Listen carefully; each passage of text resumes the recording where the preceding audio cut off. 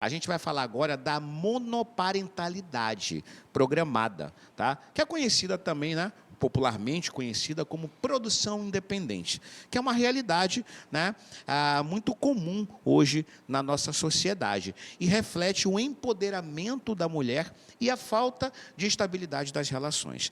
Hoje a gente está trazendo para conversar com a gente sobre esse assunto é a especialista em reprodução humana, doutora Gércia Viana. Boa tarde, doutora. Boa tarde, Seja Alex. muito bem-vinda. E hoje a gente vê, antigamente era assustador, né? Nem pensar uma mulher que falasse que queria ter um filho. Antigamente, se divorciar era um crime, né? Em alguns países, com pena de morte.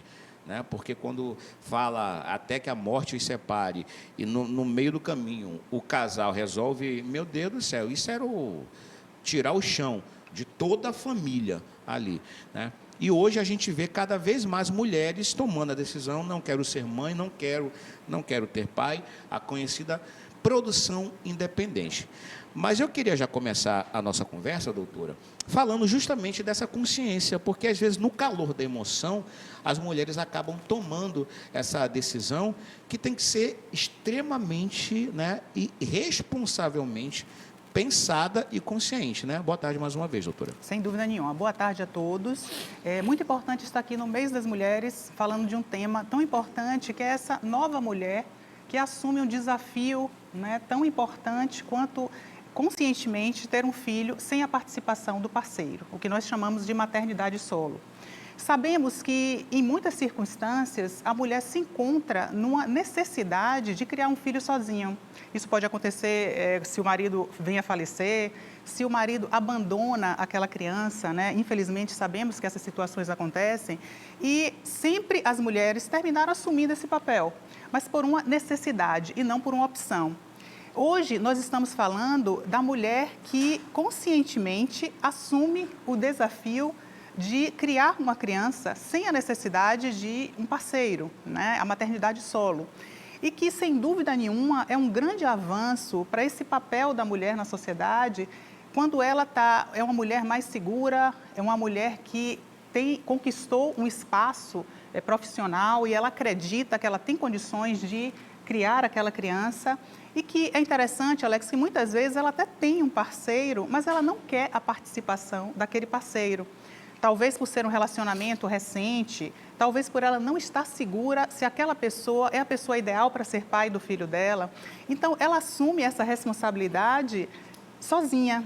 Então, os desafios, sem dúvida nenhuma, são muitos, né? O desafio emocional é você realmente assumir que você quer aquele filho sozinha. É o desafio financeiro. Sabemos que criar uma criança, logicamente, envolve muitos custos. E a parte de organização, né? Quando a mulher está sozinha, ela também vai precisar trabalhar, ela vai precisar levar a vida dela e ela não vai ter o apoio do parceiro nessa jornada. É isso, doutora.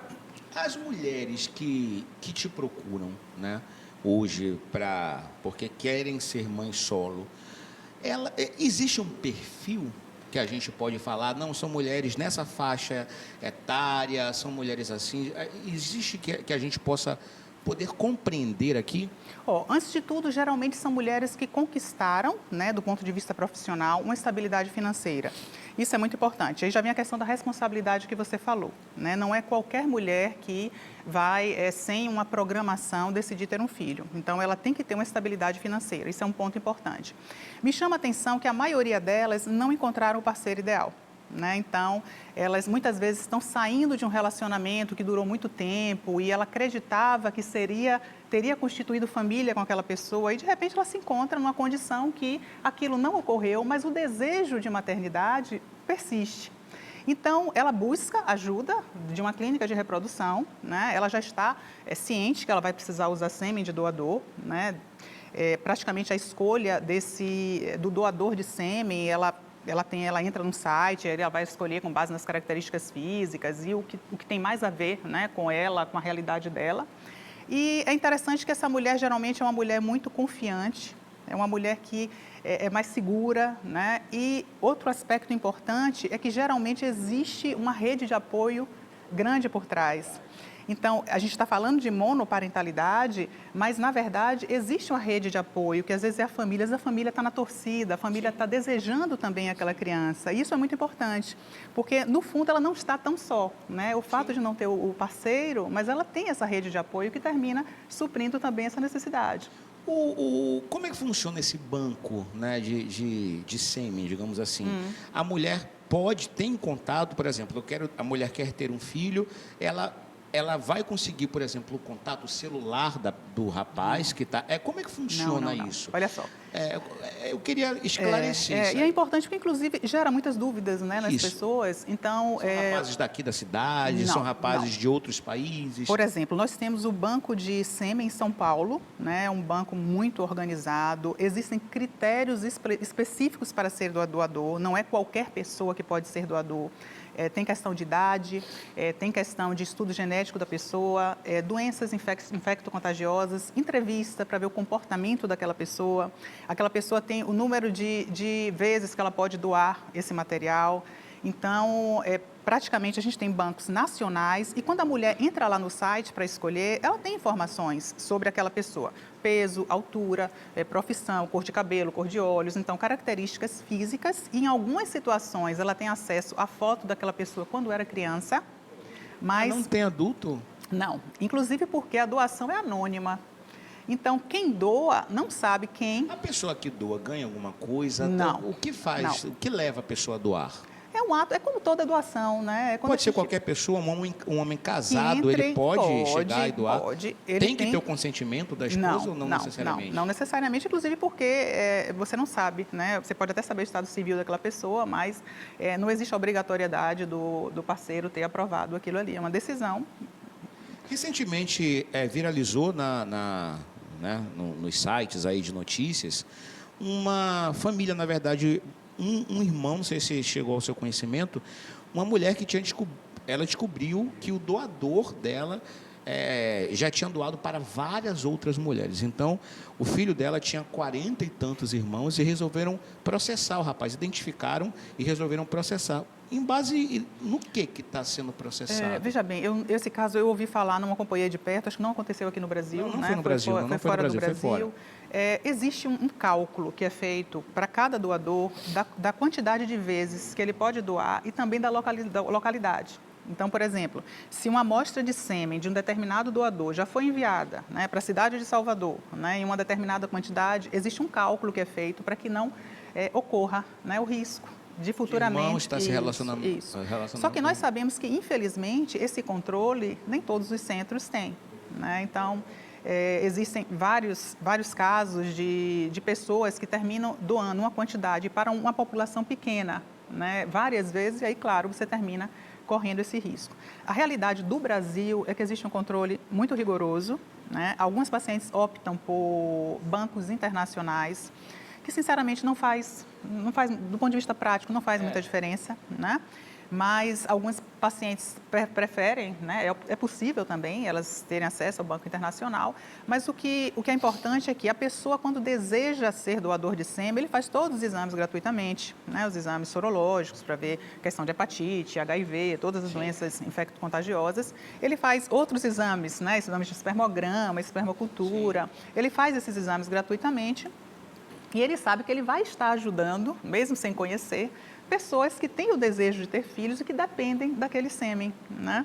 Então, hoje nós doamos, praticamente, doamos órgãos, doamos sangue, é possível doar óvulos, é possível doar sêmen. Então, é sempre uma forma que você está buscando de ajudar alguém que vai ser beneficiado com aquela doação. Então, é anônimo, então quem recebe não sabe de quem está recebendo e quem doa não sabe de quem está doando, para quem está doando. Já de volta aqui, voltando a falar de fertilização, empoderamento feminino, né? Na verdade, a reprodução, né, independente. Produção independente, na verdade. E aí a gente está com algumas perguntas. E deixa eu logo saber aqui, doutora, que muita gente está perguntando. Você pode escolher, por exemplo, as características, por exemplo, eu quero que o pai seja negro, eu quero que o pai seja japonês. Tem como? Pode? Sim, é possível. Você identifica dentro dos perfis que são apresentados o perfil que você gostaria de ter. Sim. Né? É claro que estamos no Brasil, alguns perfis vão ser mais difíceis, né? Você falou dos japoneses, em São Paulo a gente tem uma população que tem uma descendência japonesa grande e às vezes a gente tem dificuldade de algumas características específicas, né? Quando alguma mulher ou casal deseja que tenha uma característica específica que, por exemplo, no Brasil seja mais difícil, né? Mas é possível sim e, logicamente, essa decisão é da pessoa que está buscando, né? Ela pode ficar em dúvida entre 3, 4 perfis e ela vai ver qual o perfil que mais agrada a ela, né? Isso Já é possível. aconteceu, por exemplo, de uma mulher chegar lá, um casal, e não querer escolher, simplesmente quero engravidar, independente das características do doador, não quero saber de nada, só quero engravidar. Veja bem, Alex, de qualquer forma, quando a gente fala de sêmen de doador, ela tem que fazer a opção dela. Ela pode até não se, vamos dizer, não ficar muito presa a características e escolher por acaso, vamos dizer, mas isso aí é um papel da pessoa que está desejando realizar o procedimento, não é o papel da clínica, do médico, né? Sim. É importante, logicamente, que ela decida, né, o perfil ou que ela escolha, acaso, o perfil que ela desejaria, né, para ter o filho dela. E aí você pode escolher, eu quero menino, quero menina. Não, Alex, a sexagem não é permitida no Brasil. Não é permitido? Não. Veja bem, quando uma mulher um casal faz um tratamento de reprodução assistida e ele opta por realizar o estudo genético do embrião, essa opção pode ser feita porque um dos parceiros é portador de alguma doença que não quer passar para o filho. Pode ser feito porque a mulher já está numa idade avançada e ela sabe que tem mais riscos de alguma normalidade genética. Ou pode ser feito simplesmente por uma escolha do casal, né? O casal pode desejar realizar o estudo genético do embrião. Quando esse estudo genético é realizado, essa informação sobre o sexo do embrião, ele tem acesso. Mas é diferente se, por exemplo, um casal nos procura porque está desejando ter um bebê do sexo masculino. Eu vou explicar para esse casal que essa seleção não é possível. Porém, a informação sobre o sexo do embrião, ele tem quando ele realiza o estudo genético antes desse embrião ser transferido ao útero. Entendi. Mas perceba, não foi feito com aquele objetivo. Né? Entendi. A gente está com algumas perguntas aqui dos nossos telespectadores e eu queria, por favor, que a produção já soltasse a primeira. Qual é a chance dessa fertilização dar certo? Veja bem, falando aqui de fertilização in vitro de um modo geral, sem dúvida nenhuma, um dos aspectos mais importantes é a idade da mulher, né? Estamos falando aqui de mulher, de mês da mulher, produção independente, e vamos lembrar que houve uma mudança no comportamento das mulheres. Então, cada vez mais, a mulher está engravidando em uma idade mais avançada. Então, muitas vezes, nos deparamos com um único problema, que é ligado à qualidade do óvulo, que está ligado à idade da mulher. Então, quando eu quero saber qualidade de óvulos, eu pergunto quantos anos a paciente tem. Quanto mais jovem essa mulher, melhor a qualidade dos óvulos e, logicamente, melhores são as chances dos bons resultados nos tratamentos de reprodução assistida. Então, não existe uma taxa única para toda a população. Eu vou ter que avaliar aquele casal, exatamente, para eu decidir, né, que com base no histórico, nos exames, na idade, qual seria a probabilidade de sucesso daquele tratamento.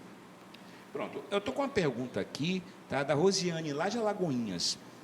Doutora, até que idade a mulher pode realizar o tratamento para a produção independente? Tem algum risco para a mulher e para o bebê uma gestação aos 42 anos de idade? Rosiane, veja bem, sabemos que os riscos obstétricos, eles são maiores, principalmente após os 40 anos. Não significa que uma mulher que está em boa saúde, que vai realizar um acompanhamento obstétrico rigoroso, que ela não vai poder engravidar, né? Nós somos muito rigorosos, inclusive, na avaliação pré-tratamento. Então, por exemplo, se a paciente está acima do peso, é recomendável que ela ajuste o peso. Se ela tem algum problema na tireoide, se ela tem algum problema de saúde, é importante que essa paciente esteja bem no momento que ela vai realizar o tratamento. Esse é um ponto importante. De acordo com o Conselho Federal de Medicina, os tratamentos reprodutivos podem ser realizados até os 50 anos. Claro que a gente não quer que a mulher espere até os 50 anos para tomar essa decisão, né, Alex? E sabemos também que após uma certa idade, principalmente ali após os 43, 44 anos, a gente tem um impacto muito grande sobre a qualidade dos óvulos. E muitas vezes essas mulheres precisam de óvulos doados, porque a qualidade dos óvulos próprios já não é a mesma. né? Então, mais uma vez, logicamente, cada caso, né, deve ser avaliado individualmente. Então, aos 42 anos é possível, claro, é sim, precisa ver como é que está a saúde dessa mulher. É uma mulher saudável para gestar, porque nossa preocupação não é somente realizar o tratamento reprodutivo e ter um resultado positivo. Eu me preocupo também com bebês saudáveis e mães saudáveis. Então, a gente quer uma gravidez saudável e, para isso, a mulher também se prepara antes, né? A questão da saúde, aí vem a questão do autocuidado, né, essa preocupação que a gente tem que ter. Pronto. Curiosamente, a gente está recebendo aqui muitas perguntas, né, de se o contrário, né, as mulheres, na verdade, quando querem fazer a produção independente e o homem, quando quer ser pai, se é legalizado isso, a questão de você, né, eu não sei como é que é o termo, se é a barriga de aluguel, se você sabe. Olha só, um homem que não tem, né, uma parceira e que se sente apto, né, a ter uma produção independente, ele pode sim, com a ajuda da reprodução assistida, realizar o sonho. Só que no caso masculino, a gente tem 2 pontos que precisam, logicamente, ser resolvidos. Primeiro, a questão do óvulo, né? Ele vai precisar de um óvulo de doadora, ok? Então, existem também os bancos de óvulos, ele também vai identificar, né, o perfil de doadora que ele deseja. Só que esse homem vai precisar também de uma parente de até 4º grau para gestar. Então, na verdade, ele precisa de 2 mulheres, né? Uma que vai doar os óvulos e que geralmente é anônima, né? Apesar do Conselho Federal de Medicina estabelecer que a doação de gametas tem 2 anos que ficou estabelecido que pode ser também entre parentes de até 4º grau, mas é algo que a gente não recomenda, né? O ideal é que seja anônimo, porque você nunca vai ter o risco, né, de alguém vir amanhã a protestar aquilo. Exatamente, protestar aquilo, ou até a criança também, né? Fica sabendo, sim. Imagina, eu sou filho mas de qualquer forma foi a minha confusão, prima, né, exatamente. Cabeça. Ao contrário, a gestação é importante que seja feita por um membro próximo, porque ele vai ter que acompanhar aquela gestação. Então, por exemplo, a prima, a irmã vai gestar, né, para ele. Então, vai ser o óvulo da doadora com o espermatozoide da pessoa interessada, e essa pessoa vai gestar e ele vai poder acompanhar essa gravidez, ele vai poder acompanhar os exames de ultrassonografia, ou seja, ele vai acompanhar o desenvolvimento daquele bebê, né? Então, isso é importante. Bacana. Tem mais perguntas aí, né, dos nossos telespectadores? Produção, por favor. Mãe solo pode receber algum benefício? E aí, doutor? Poxa, isso me fez uma pergunta realmente difícil. Veja bem, eu acredito que seja uma gestação como outra qualquer, tá? E imagino que não tenha, por ser solo, que tenha um benefício diferente, né? Eu sei que tem os programas de auxílio para famílias, né? Famílias de baixa renda. Eu não saberia dizer se nessa condição específica se teria uma ajuda específica. Isso aí eu realmente não saberia dizer, mas acredito que seja igual. Seja é uma gestação como outra qualquer, né? Entendi. Estou aqui com outra pergunta. Doutora, como posso saber qual o meu nível de fertilidade se eu quero engravidar? Antes de tudo, eu quero saber sua idade, né? Como eu falei anteriormente, quanto mais jovem a mulher, né, maior as chances dela ser fértil, né? Dela ter uma boa fertilidade. Depois, não existe um exame único para avaliar a fertilidade. Isso porque a infertilidade, o diagnóstico de infertilidade, ele é retrospectivo. Então, praticamente, a pessoa se expõe ao risco de gravidez, né? Ela tenta engravidar, a gravidez não acontece, aí ela vai investigar. Então, não existe um exame que eu faço na mulher e eu posso dizer, você é fértil ou você não é fértil. Porque é multifatorial.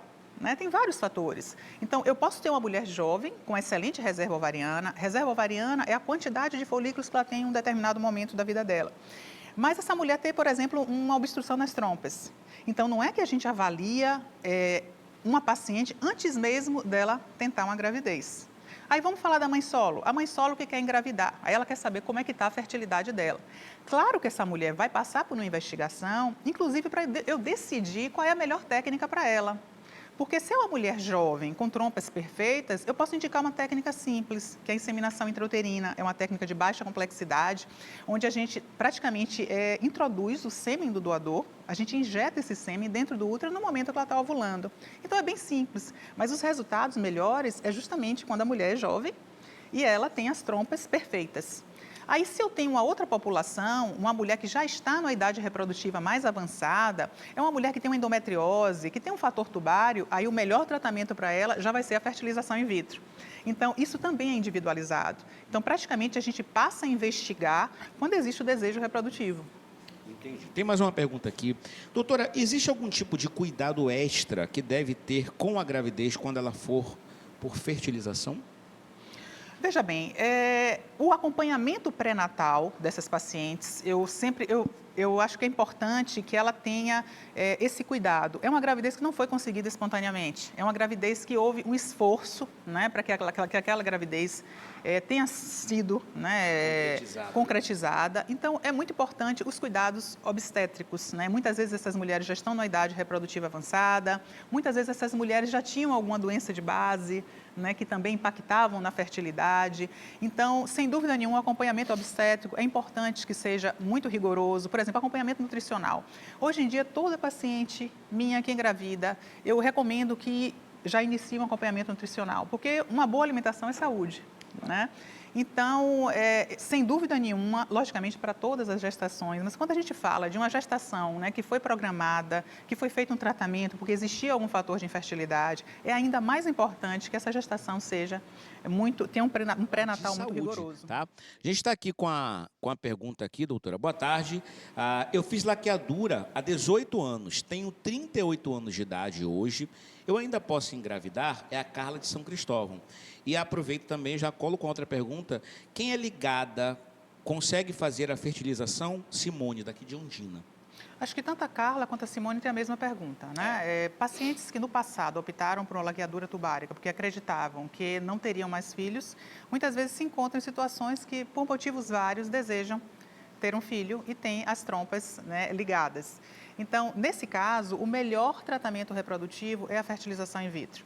No passado, se tentava realizar, vamos dizer, a reversão dessa laqueadura e os resultados nunca foram satisfatórios. Inclusive, aumentava muito os riscos de gravidez nas trompas. Então, a fertilização in vitro, que é uma técnica idealizada justamente para mulheres que têm problemas tubáricos, que pode ser, inclusive, o fato dela ter sido laqueada, é uma técnica onde eu não preciso de trompas abertas para que ela tenha sucesso. Então, o que é que vai pesar aí, né? Logicamente, não é só a questão tubária. Às vezes a paciente nos procura porque realizou a laqueadura tubária, é possível a fertilização in vitro, claro, só que eu tenho que avaliar outros fatores, né? Como é que está a reserva ovariana dessa paciente? Qual é a idade que essa paciente está buscando ajuda? Né? Será que existe algum outro fator de saúde que está impactando também na fertilidade dela? Mas, do ponto de vista de tratamento, é possível, sim, e a fertilização in vitro é o tratamento indicado, só que, logicamente, essa paciente tem que passar por uma avaliação médica. Inclusive, o parceiro tem que ser avaliado, né? Porque, às vezes, a paciente acha que, como ela sabe que tem as trompas ligadas, ela acha que o parceiro dela não precisa nem ser investigado. Mas vamos lembrar que, quando a gente está falando de casais que querem ter filhos, a investigação é sempre de ambos.